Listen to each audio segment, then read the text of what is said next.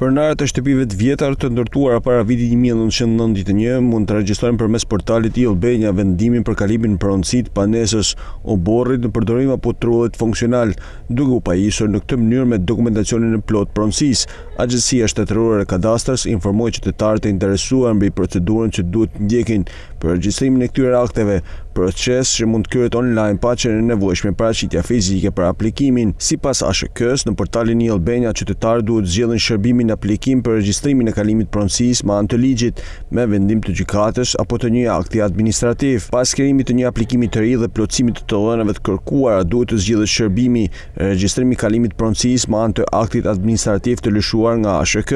Sipas kadastrës, në aplikim shtohen automatikisht edhe 3 shërbime të tjera: lëshimi i certifikatës së pronësisë, kopja e kartelës së pasurisë së paluajtshme dhe kopja e fragmentit të hartës kadastrale. Pas plotësimit të procedurës, aplikimi dërgohet elektronikisht, ndërsa qytetari mund shkarkojë mandatin përkatës dhe të kryejë pagesën online pranë postës shqiptare ose në bankat e nivelit të dytë. Procedurat lidhen me regjistrimin përfundimtar të akteve administrative të nxjerra nga ASHK